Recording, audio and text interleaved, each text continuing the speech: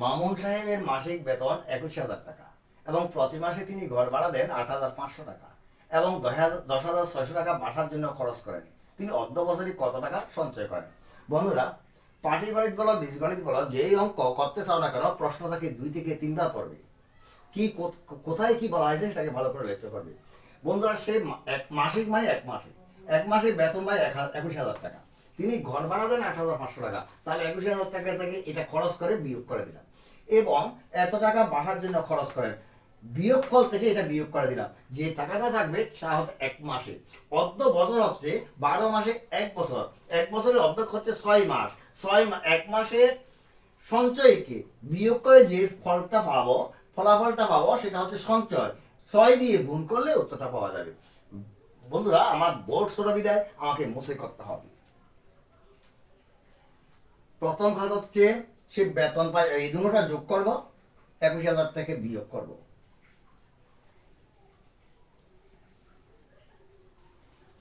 ঘর ভাড়া দেন 8,500 টাকা। মামুন সাহেব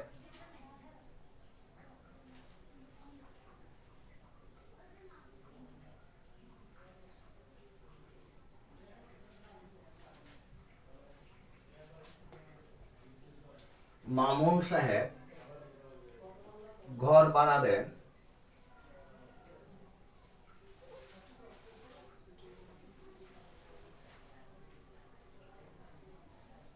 8,500 টাকা।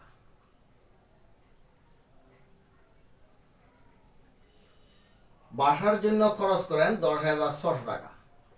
বাসার জন্য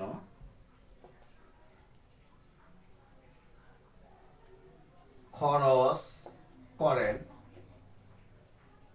10,600 টাকা।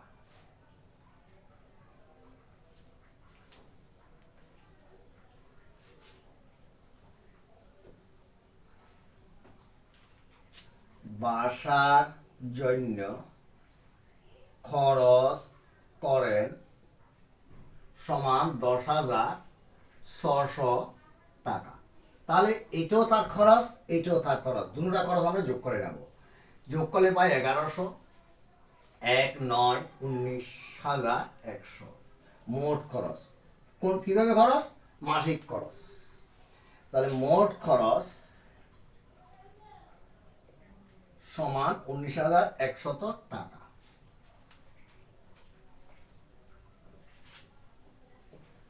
এখন সেই টাকাগুলো কোত্থেকে দেবে? তার বেতন থেকে দেবে। তাহলে বেতন থেকে তখন এই টাকাটা চলে যাবে, তখন তার টাকা কমে যাবে, কমে যাওয়ার বিয়োগ। তাহলে মামুন সাহেবের মাসিক বেতন,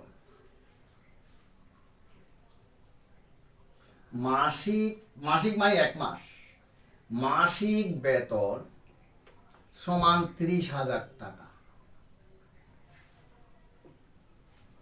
বিয়োগ, এখানে যোগ চিহ্ন দিতে পারো, এখানে বিয়োগ, খরচ যেগুলো করছে সেগুলো বিয়োগ দিতে হবে। বন্ধুরা, আমরা যেগুলো নিত্য নৈমিত্তিক কাজ করি সেটা একবার চিন্তা করলে তোমাদের অঙ্ক সহজ হয়ে যাবে। অঙ্ক কোনো কঠিন নয়। বিয়োগ খরচ, যে খরচটা এখানে পেয়েছি, খরচ সমান 19,100।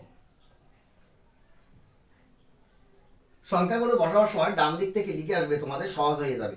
বাম দিক থেকে লিখলে ভুল হয়ে যাবে, কারণ শূন্যের নিচে শূন্য বাড়বে, শূন্যের নিচে শূন্য বাড়বে, শূন্যের নিচে 1 বাড়বে, শূন্যের নিচে 9 বাড়বে, 3 নিচে 1 বাড়বে। যদি এটা 9,100 হয়, তোমরা যদি 1 থেকে লিখো ভুল হয়ে যাবে। বন্ধুরা, খেয়াল রাখিও। বিয়োগ করো এবার। 0 0, 10 থেকে 1 গেলে 9, এখান থেকে 1 নিচে আছে 9, 9 থেকে 9 গেলে 0, তাহলে 3 থেকে 1 গেলে 2।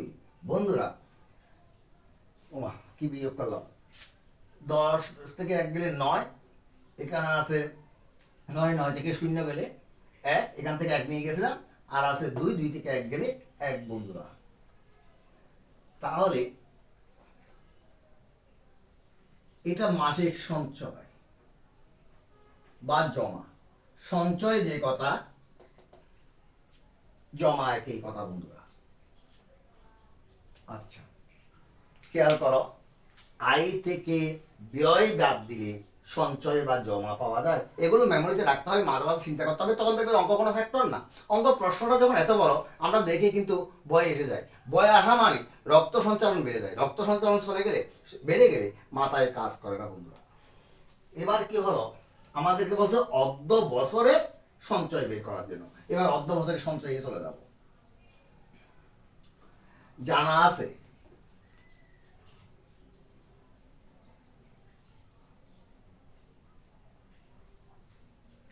এক বছর সমান 12 মাস। সুতরাং অর্ধ বছর কিভাবে বের করতেছি দেখো, 12/2। অর্ধেক কোনো কিছুকে মনে করো একটা কলা, তার অর্ধেক হচ্ছে 2 দিয়ে বা 2 ভাগ করলাম। মনে করো আমার কাছে 60 টাকা আছে, অর্ধেক অর্ধেক নাও তোমরা ভাই বোনে, তাহলে ভাগ 2, ঠিক একই কথা। এই জিনিসগুলো অবশ্যই বসে বসে চিন্তা করতে হবে মাঝে মাঝে। সমান 6 মাস। অর্ধ বছর হলো 6 মাস, তাহলে এক মাসের সঞ্চয় হচ্ছে 10,900। এক মাসের সঞ্চয় সমান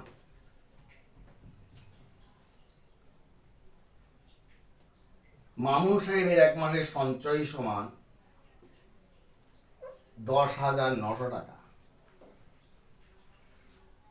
সুতরাং এই 6 মাসে সঞ্চয় সমান, এক মাসের সঞ্চয় যদি 10,900 টাকা হয়, 6 মাসে বেশি হবে। এক মাসের সঞ্চয় যদি আমার 10 টাকা হয়, 6 মাসে 60 টাকা হবে। এই সেইভাবে ছোট দিয়েই বড়গুলো চিন্তা করবে। 10,900 গুণ 6 টাকা, এই 6 দিয়ে গুণ। তোমরা অঙ্ক দেখেই মাথাটা খারাপ হয়ে যায় বন্ধুরা, একটু চিন্তা ভাবনা করো। আর নামতা, যোগ, বিয়োগ, গুণ এগুলো একটু ভালো করে শিখতে হবে, তাহলে অঙ্ক কোনো ফ্যাক্টর না। 6 0 0, 6 0 0, 6 নং 4 হাতে 5, 6 0 0, 5 5 বসে গেল 6 ওকে 6। বন্ধুরা 65,400 টাকা সে প্রত্যেক বছর সঞ্চয় করে। বাই।